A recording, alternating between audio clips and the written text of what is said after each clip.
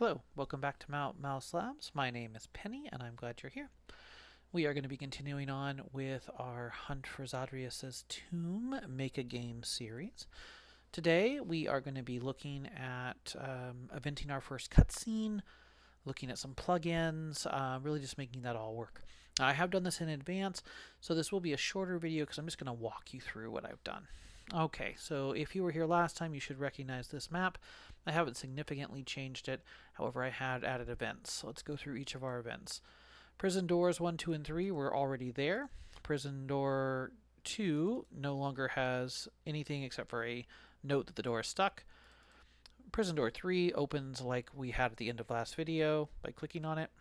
Prison door 1 no longer does anything by default and then can be moved to the left and right after that.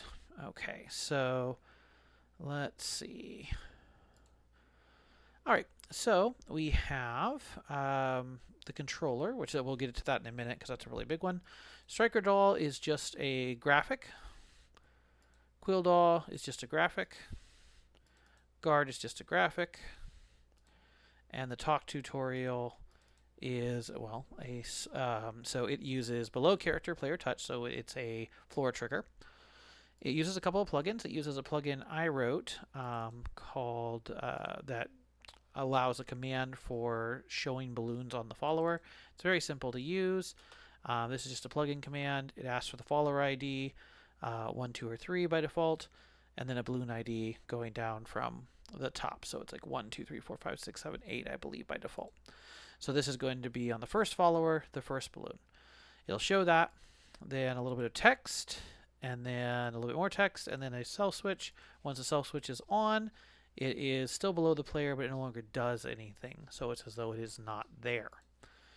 Okay, next up, we have the largest event in this setup, which is our controller. Now, this is a long event. First thing it does is it turns transparency on for the player. Then it turns on a switch called Fog Switch, which is for the Cyclops plugin that I showed you last time, the map plugin. And then it turns on a switch saying that we are in a cutscene. The cutscene means that this will be visible, only visible if the cutscene is on. And I use that a lot. It's a great trick for having maps that have sort of a cutscene mode. Okay, then we're going to turn the cell switch on just so we don't forget, so that it doesn't play again. Next up, the striker doll, which is up here, is going to jump down 13Y, which is going to bring it down to here. Then the player is going to turn down. Oh, that shouldn't. Aha, that's actually an error. It shouldn't be the player. It should be the quill doll because the player is invisible. The quill doll is going to turn down, make an exclamation mark point. It's going to wait 15 frames. The guard is going to turn left, have an exclamation point. The jailer is going to say, huh? And then because of the way we've done this, we're using a couple of codes. Huh? Wait a half second. Wait a half second. Don't wait for input, so just turn back off. I'm sorry, a quarter second. So quarter second, turn back off. Okay. Then the quill doll is going to move down and look at what's happening. While that's going on, we're not waiting. The guard is going to get slashed. Then the guard is going to blink, transparent on and off. Kind of a classic old school way of a sprite dying. We're then going to use a plugin by Casper that controls a self switch. So it's going to turn self switch A to true on this map, ID 7.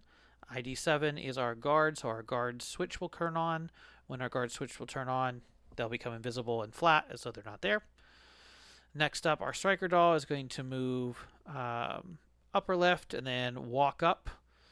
They're going to ask a name. This is going to allow the player to put in a name for Quill.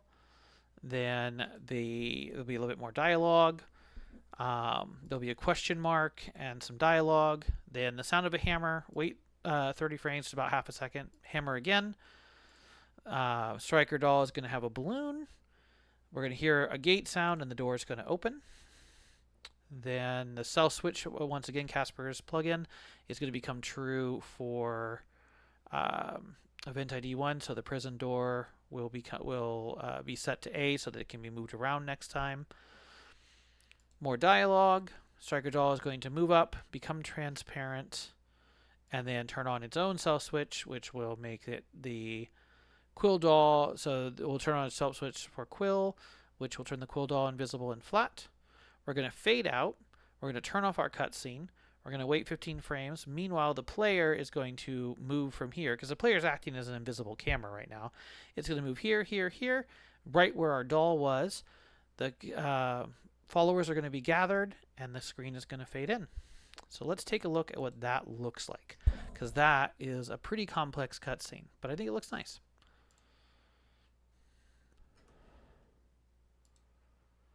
So we see the fall, we see that. You there, what's your name? Quill. Some dialogue. Oh, there's a bug. It says cousin. There we go. Come on, let's get out of here. Fades out. Everything is gone. And we'll actually pause it there. So let's go fix that bug. And I saw one other thing we might try changing as well. So the first bug was it's on there's one set to player instead of Quill doll. We just need to find out where it's at. There it is. So we'll set that to Quill doll. That'll be fixed. I also thought that at the very beginning, the autoplay on the was a little fast. So we're going to do this. We're going to change those from the periods to the slash. So I think we can do, this will be 1.5 seconds instead of half a second. So let's see what that looks like. Go.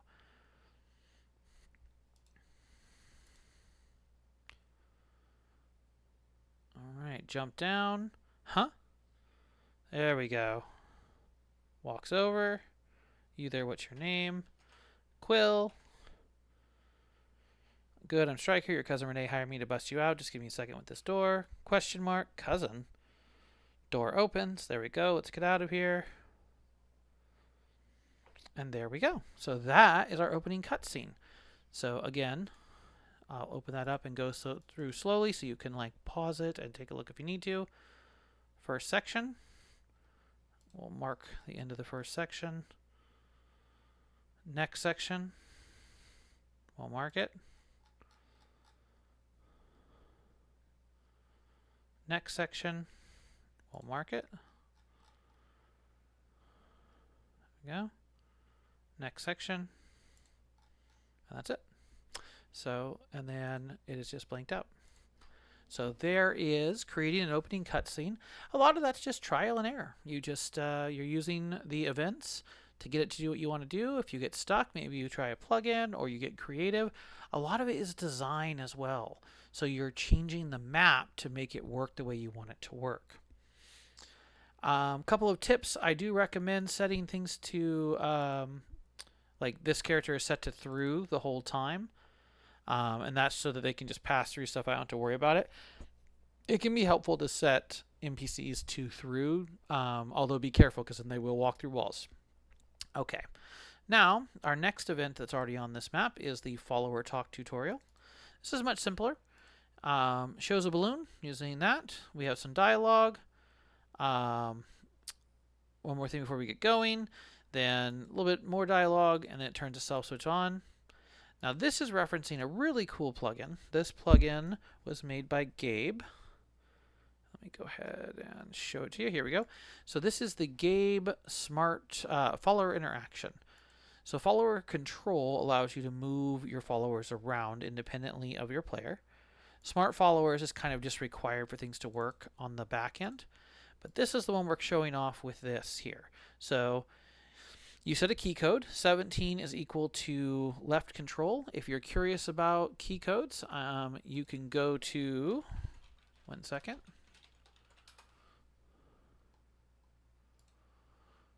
This website right here. It's toptal.com, developers key code. Any key you press, it will tell you what it is. So for instance, the Z key is 90, or the left control key is 17. So that's what it's referencing. So if we hit left control, it's going to do what? Well, it says if we hit left control, we can turn towards the follower, right? So what does that mean? Well, it's a little confusing, which is why I put the little tutorial there. Basically, if you're holding down control and you hit the arrow keys, you turn without moving. Think like Pokemon. If you're facing one of your party members and you hit OK, in this case, Actor 2, it will run Common Event 6. And then in Common Event 6, I have it set up. This is Striker. If the speak tutorial is off, it's going to do this. Else, it's going to check and see what the banter level is and run that banter. Right now, I just had the 1, which is, come on, we need to get out of this prison. So once we get out of the prison, I'll increase that party talk banter, so he'll say something different. So let's take a look. Quickly run through the opening one more time.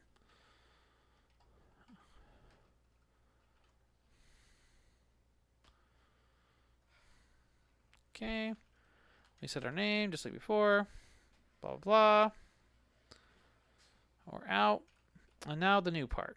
If we step on the thing, it's going to interrupt. One more thing before we get going. You can check in with me or any other companion by holding down left control, then turn to face us. Then interact with the OK button, Z by default. Why don't you turn toward me and try it now? So if we just keep walking, it's as normal. But if we approach, hold down left control and hit up. Now we're looking at him. We hit Z. Great. Now you know how to talk to party members. Why don't you take this as a reward? We get an HP loaf. And if we wanted to talk to him again, say here, we can turn towards him by holding down control, hitting left. And he says, come on, we need to get out of this prison before more guards show up.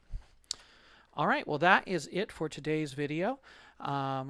Tomorrow, or at least soon, I'll be putting up the next section of our jail, and we'll continue on like that until we get to the first sort of action sequence. Next time, we will probably be putting some of our enemies into the game as well.